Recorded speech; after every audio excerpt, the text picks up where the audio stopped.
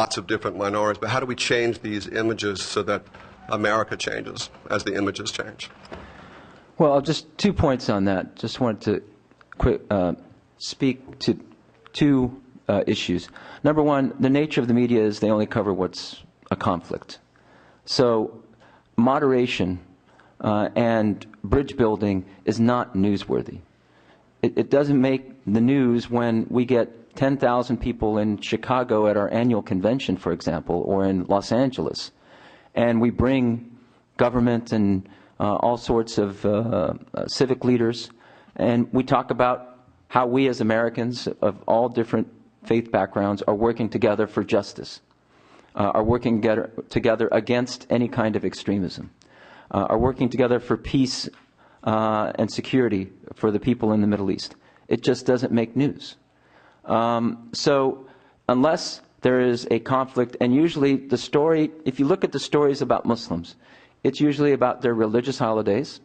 So, okay, they're having their religious holidays. Or it's an issue where there is a discrimination story about a woman who wears a headscarf, or a man who wants to wear his beard. And that, in and of itself is reductive in terms of what the Muslim American community is all about. When it comes to the headscarf, I know it's become very politicized, especially in the Middle East, and now it's becoming politicized here in America. The headscarf has become a political football. Number one, a woman who decides to wear the headscarf is not oppressed. She's liberated in her own mind. It's her choice. So when it comes to the headscarf, we should not be imposing women how to dress, and we should not be telling them that they have to take it off.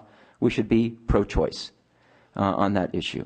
And the other issues of discrimination, it just looks like Muslims are just concerned about entitlement. Now, the second problem, though, for us as Muslims, what is our responsibility, is that I don't think that we have effectively answered the questions that our fellow Americans have had about Islam. Now, we tend to just talk about worship, but they want to know what is our social interaction, what is our role in our pluralism. In 1988, we had about 100 people, Muslims, Christians, Arabs and non-Arabs, go to the Democratic National Convention. We felt that we were part of that American experience. We felt that we were contributing in terms of the policy discussions, in terms of our interaction. Now we find less people attending those conventions, unfortunately, within the Muslim American community. There needs to be more civic engagement. And with that, I think more stories can be told about the Muslim American community. And again, it's not about the scholars necessarily. It's about the mainstream voice. What is that mainstream voice? And we still haven't understood what that mainstream voice is. Next question. Go here, and then here, and then here. Back here. You spoke, Dr. Zogby, you spoke a lot about people who are Can you go on for the mic? Yeah. You spoke a lot about people who are putting misinformation into the mainstream and people who are spreading hate. And I was wondering if you could give some names or some organizations that we should be aware of in the media and who have been publishing books. I think that we can talk later. Their websites are known, and they have been tormenting many of us for years. I had the great honor of speaking at the 45th anniversary of the signing of the Civil Rights Building. The Department of Justice invited me to give the closing remarks. The next day, an article appeared, Holder's Hezbollah buddy. Really tough for a Maronite to be a Hezbollah buddy of anybody. A couple of weeks later, I was invited to speak at the iftar at the Pentagon. Yes, there's an iftar dinner at the Pentagon, sponsored by the Muslims in the military. A couple days later, an article appeared about Zogby, the Wahhabi, to be Wahhabi and Hezbollah and Maronite Christians. Really a rough game. But these characters are all over the place. And frankly, what troubles me is not only their websites, which taunt college professors and urge students to spy on them and create disinformation campaigns about not just Muslim, but in particular Arab American leadership. What troubles me is the degree to which they end up dominating on Fox News and on MSNBC and CNN when it comes time to talking about these issues. Actually, we don't get the airtime to talk about them. They do. And if we get invited to debate them.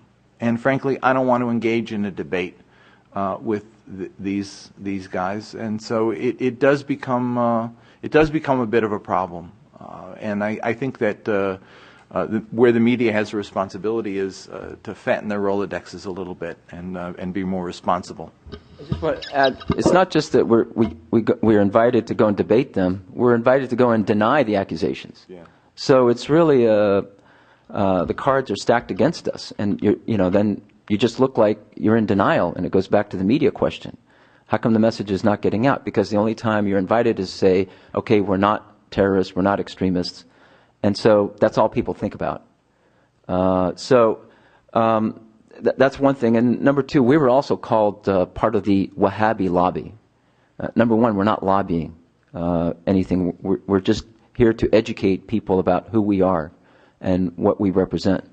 Number two, our organization, from its beginning, has stated clearly that we don't accept any foreign funding.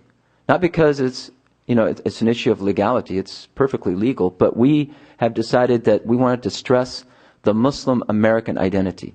So we wanted to be financially and philosophically independent from the Middle East. And yet somebody continues to call us part of the Wahhabi lobby, and obviously we don't subscribe to that thinking, and it gets repeated enough times that that's all that is on people's minds. One last point on this. Just I'm sorry, I just want to make one point.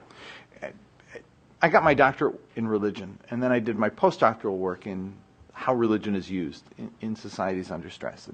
And one of the things that you remember, George Carlin had a routine where he talked about words and how they were used. Basically, it was an interesting lesson because it was the lesson of Wittgenstein. The meaning of a word is how it's used in a sentence. Well, the meaning of how religion is how it's used too. And the point is that today, the language of Islam, used by both this cast of characters we're talking about, but also the terrorists, are identical in that they're abusing language because of its evocative content. So the guy who gets up on the plane and says Allah whatever and then blows the plane up is not making a statement about his faith.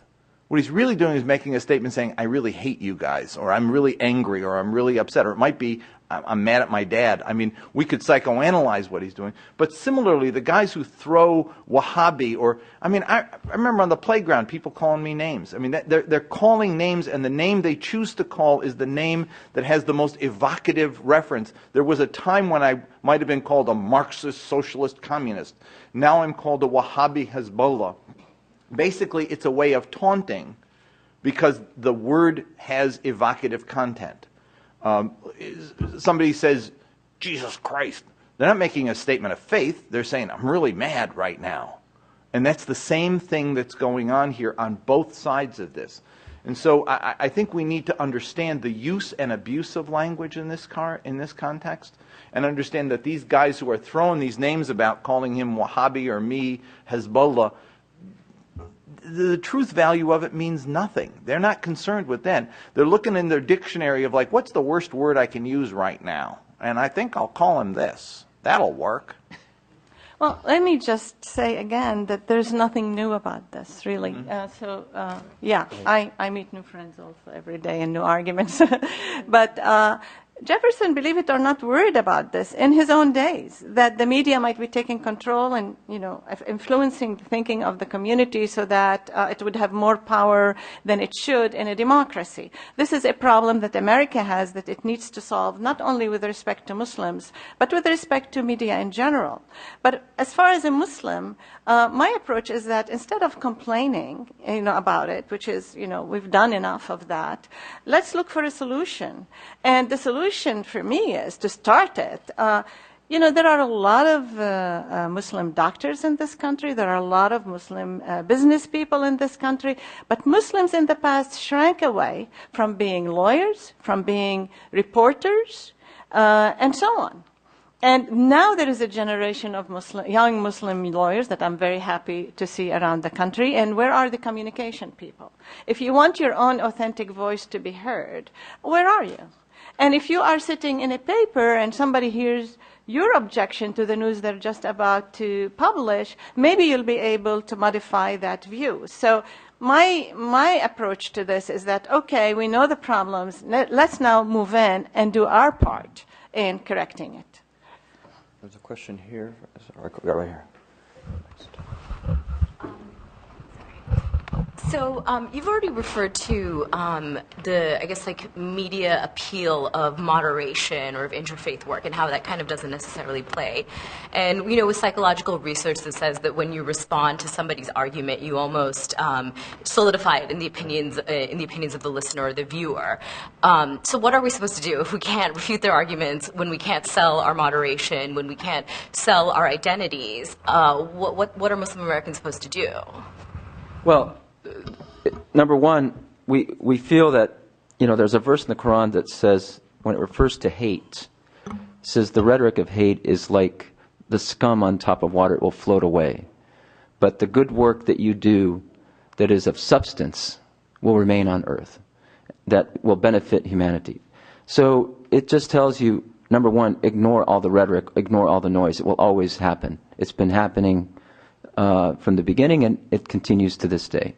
So the good work, even though it's not sensational, even though it's not going to get the media today, the relationships that we are building is creating energy, is creating a movement for change.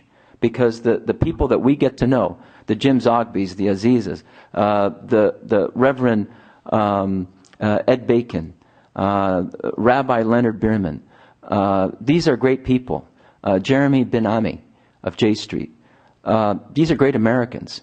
And so we feel that that story of what we represent as an American group of people working for peace and justice will prevail eventually. Then in terms of being more media savvy, what we have, for example, we have a PSA, public service announcement, that went out onto the internet. And it got a lot of play. It got into the media. So it was called Injustice Cannot Defeat Injustice. And it was basically a group of Muslim scholars, by the way, in answering that first question, talking to young people and saying, don't be fooled by the extremist rhetoric.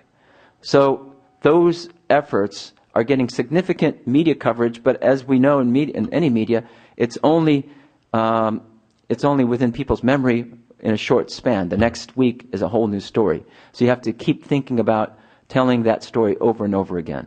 And so we're going to be doing some 9/11 service activities, for example. There'll be, you know, health clinics in all the mosques on the day of 9/11. There'll be the commemoration of the victims of 9/11. And it is just a shame that, you know, part of the industry that Jim was referring to is trying to divide the victims of 9/11 as if Muslims were not victimized along with other Americans that day. You know, people of all ethnicities, of all backgrounds were in the World Trade Center towers, were attacked. We were all attacked as Americans. So telling that story is important, and we'll be having a commemoration and vigils on that day, and that will get some coverage, but you'll have to continue working at that. The third thing is, now that we have social media, we really are creating our own movement in the sense that the word is getting out through Facebook and Twitter and other means of social media. So that will get the interest of the networks at some point. And I think there's much hope, because we really have a lot of opportunity in getting the word out. Let me also add that not all the ways in which you respond to the situation are necessarily glitzy. Some of it has to be really hard, patient work over time. That is the work of scholars, because a lot of Muslims, when you tell them Islam says X, and they don't know that, they'll say, prove it. And that's where you can then pull an article like off our website and say, look at it. But we have to be prepared, because these articles you cannot whip out of thin air. You have to take, you know, a long time studying them and analyzing them and footnoting them, which sounds very academic. But believe it or not, I was in one country where they had a law which I thought was unfair to women, and I was arguing that they need to change it. And the legislator looked at me and said, after I expressed what I think is the correct position of